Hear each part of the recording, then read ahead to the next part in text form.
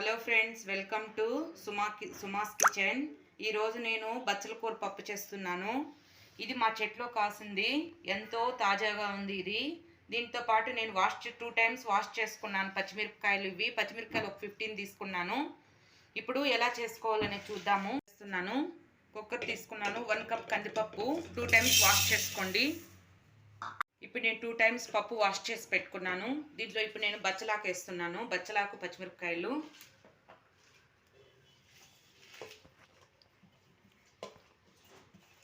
ఇది వేసుకున్న తర్వాత టమాటాలు 4 తీసుకున్నాను. 4 ఇలా కట్ చేసి వేసుకుంటున్నాను. ఒక ఉల్లిపాయ తీసుకున్నాను.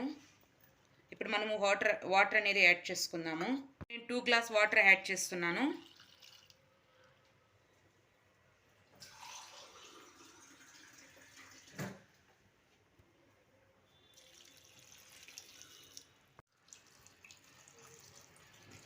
ఇప్పుడు మనము కుక్కర్ విజిల్ పెట్టుకోవాలి. 3 విజిల్స్ రావాలండి ఇది.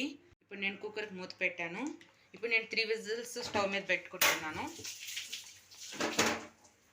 3 విజిల్స్ వచ్చాక చూద్దాము. ఇప్పుడు చూద్దాము. 3 విజిల్ తర్వాత పప్పు ఇలా ఉడికిందనమాట. ఇప్పుడు మనం దీంట్లో పసుపు ఒక చిటికెడు వేసుకుందాము, ఒక 1/2 టేబుల్ స్పూను.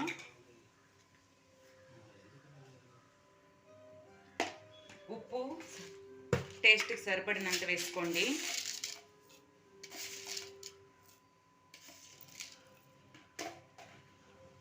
నేను ఇప్పుడు దీంట్లో చింతపండు వేసుకోవట్లేదు, ఓన్లీ నేను టమాటాలే సరిపోతాయి పులుపు.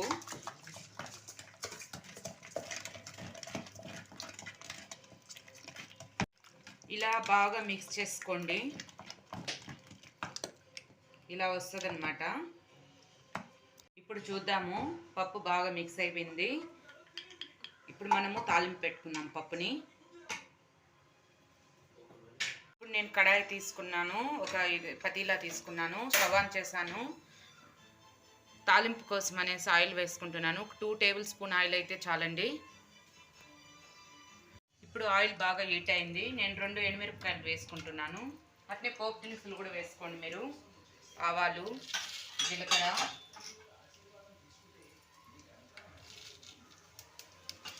కొంచెం ఫ్రై అయిన తర్వాత ఉల్లిపాయ ఒకటి తీసుకుంటున్నాను. ఇప్పుడు నేను సన్నగా కట్ చేసుకొని,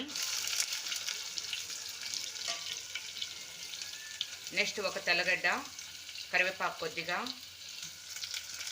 ఒక 2 మినిట్స్ కొంచెం ఫ్రై అవ్వాలి.